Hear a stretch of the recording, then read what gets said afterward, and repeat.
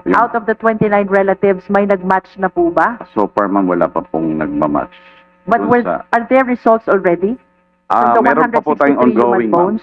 Meron pa po tayong ongoing. No, please answer the question. May resulta na hubang lumabas out of the 163 human bones? You're supposed to Process. have a result already? Yes, ma'am. May result po na... How come it's August already? Ma'am, actually, yung August po ay hindi pa po lahat kumpleto. Yeah, Meron but pa po tayong... with regards to the 163 human bones, syempre examine nyo yan separately, di ba? You Yes. cannot examine them all together. Yes, If ma'am. it started on July 7, July some- 10. is it July 7? 10 po, 10. July 10? Yes, ma'am. Now is August already. Yes po. And you said 7 to 8 days. So, dapat kahit papano may resulta na tayo. Yes, ma'am. Actually, may result na po tayo, ma'am.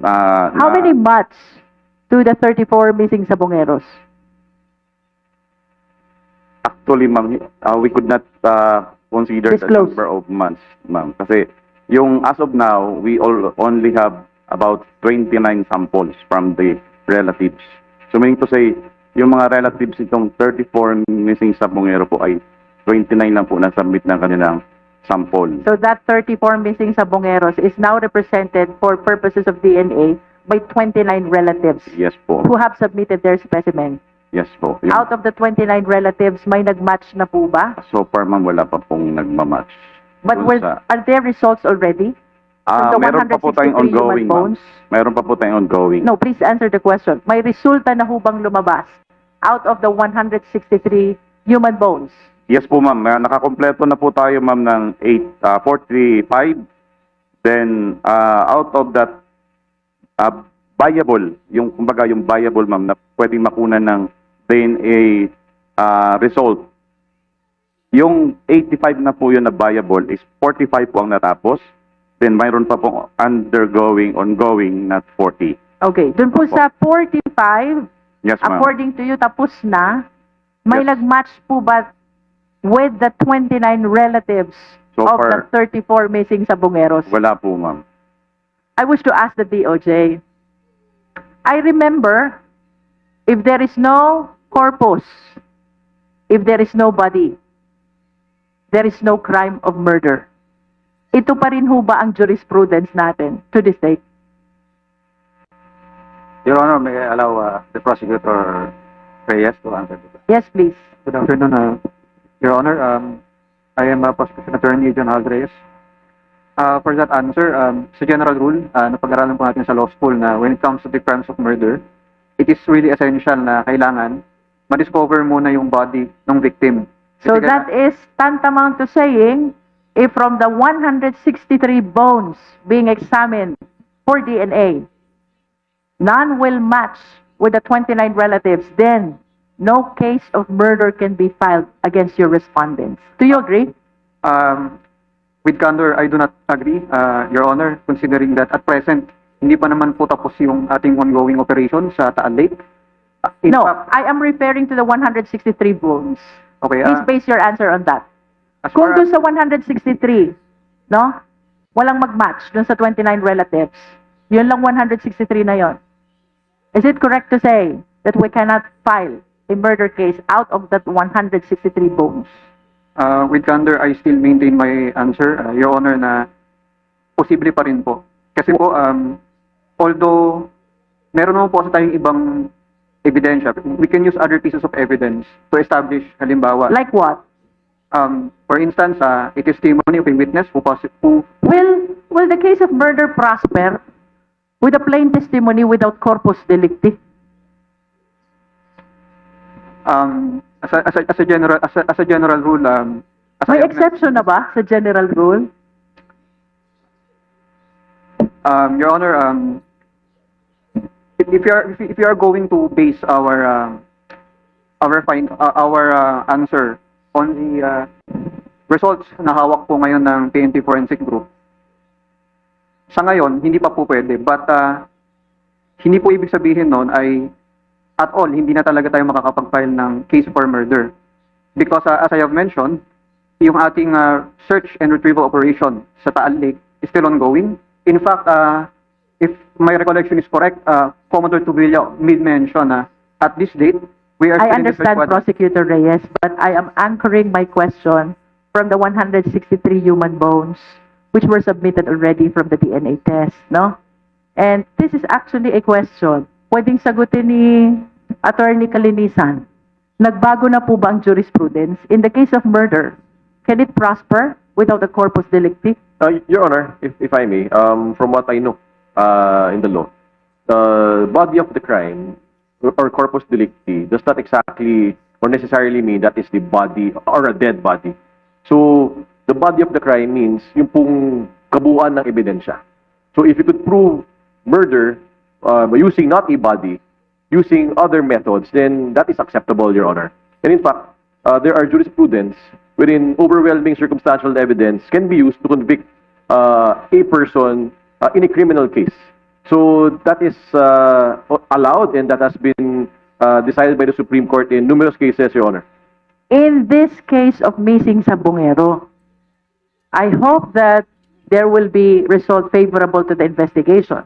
But in the event that there is none, Attorney Kalinisan, halimbawa, hypothetical lang, wala talagang mag-match dun sa human bone which were submitted for DNA testing. What evidence do you think can still support this case? We can put weight dun po sa testimonial evidence of certain individuals, Your Honor. It's just a matter of appreciation. If we would give due weight dun po sa testimony po ng ating mga star witnesses, Your Honors. I think with regards to that issue, I am encouraging lawyers to study this one. Kaya bang mag-prosper ng murder case without the body of the crime? By body, I am referring, of course, to the human remains. No? This is one case that the Philippine government is facing right now. Indeed, very sensational. But I do agree, this is a very challenging one. And I wish you all good luck. Sana, you will be able to establish the required amount of evidence to be able to seek justice for the family of these victims. Thank you. Thank you, Congresswoman Luistro. Do we have any more members who would like to ask questions? Congressman Pino, meron ko bang tanong? I think the important point was raised by Congresswoman Luistro, no, na kung walang body, magpo-prosper ba yung buong kaso na ito, no? So kung hindi murder, sabi naman pwede pa rin. May sinasite na jurisprudence. Another approach should be other charges may be filed, no? However, the fact remains na meron kayong natagpo ang apparently human remains. Tama po ba yun? Human remains?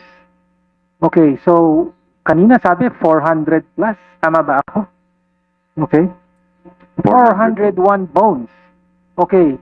And are they all human remains? Bones? Hindi naman mga hayop yan or what? Ano po ba? Human ba? Na-determine na po ba yon? Out of those, sir, actually, we have a result of about 355 specimens were consistent with the human skeletal remains or human bones. Then out of the 401, 46 specimen were non-human origin. Okay. So meaning to say po, hindi po sa tao. So 355 55 po na yung mga definitely buto. human. Yes po. Okay. Of course, kung I mean, hindi pa tapos yung DNA matching. So, as of now, wala pa, no? Pero posible pa rin mag-match. Pero kung hindi mag-match, the fact remains that those are human remains na natagpuan sa ilalim ng taal. So, may question pa rin dito. Ganun lang ba sa atin? May natagpo ang mga remains, ay bahala na. Ganon, no? So, kailangan pa rin malaman, dapat, di ba, kung kanino yon. At kung namatay ba due to natural causes or, hindi lang po yung Sabongeros ang missing, yung modus ng disappeared, di ba? Tapos hindi na matagpuan. Napakarami po niyan. Of course, hindi ito ang subject ng kasalukuyang hearing, pero alam naman natin, yung mga aktivista, mga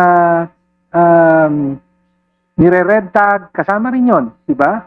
So, I mean, naghahanap din ang mga pamilya nila, matagal na, ng hustisya, hinahanap yung mga labi, kung meron man, ng kanilang mga kamag-anak. So, ibig sabihin, hindi po masasara ang usaping ito kung maging negative man yung matching with the Sabongero. So, ano po ang, tanong lang, ano po ang gagawin ng DOJ, ng PNP with the human remains if all of them turn out to be negative sa kaso ng Sabongero? For the PNP forensic group, sir, that's why we encourage those relatives to submit their samples. Opo pa. Then, kung meron pa pong mga samples ng mga missing Sabongero mismo na record, medical record, dental record, or other related to forensic examination po, yun po ang ini-encourage namin dun sa mga relatives po ng ating mga missing Sabongero para po ma-match natin dun sa mga na-recover po na. So far, sa Sabongero pa lang ang focus nyo, no? Pero halimbawa, of course, pwedeng accidental. How did those remains end up in the bottom of Taal? Pwedeng sabihin mong accidental, could be suicide, but it could also be murder, di ba? Foul play. So pwedeng hindi sa Sabongero, pwedeng drug war EJK victims. Could that be a possibility? Of course, pwede rin.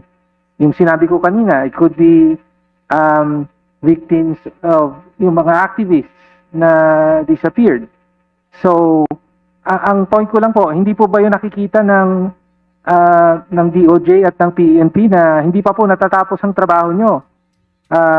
At hindi pwedeng isara pag na-determine, okay, may Sabongero, okay, tuloy ito. Pero kung wala, iwan na lang natin? Ganun po ba? So that's why I'm asking, what does the government now intend to do with these over 300 human, nakakabahala din po, no, na meron kayong natagpuang mahigit 300 na human remains, hindi natin alam kung sino ang mga yan. Pero mga tao po yan, no, na most likely mga kapwa Pilipino natin. Pero kahit hindi kapwa Pilipino, hindi natin alam, no, basta kailangan pong malaman. So ano po ang ano ang gagawin ng DOJ PNP dito? Yun po ang tanong natin. CCCC Committee on Human Rights, no? You are the duty bearers, so what are you supposed to do?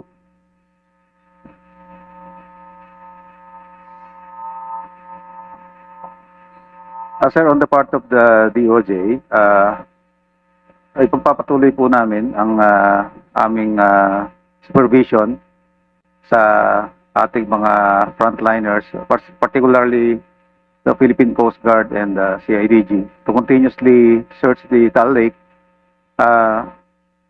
Kasi nga po, ang Taal Lake po ay 234 square kilometers. At ang pinakamalalim po rito ay 530 feet. Ang average na lalim po nito ay 330 feet. Nakikita namin na kahit papaano po, maganda yung nagagawa natin sa tulong po ng Philippine Coast Guard. Karamihan po ng mga human remains na nakuha dito ay nakuha lamang sa lalim na 60 to 80 feet. Hindi po yung inaakala namin na ito'y tinatapon sa gitna. Malapit lamang ito po sa shoreline.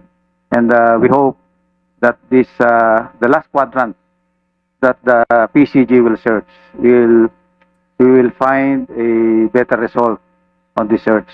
Yun po yung impormasyon that we have received from the Philippine Coast Guard. And hinihintay lamang po namin ang magandang panahon. At we are fully supporting the Philippine Coast Guard in this endeavor.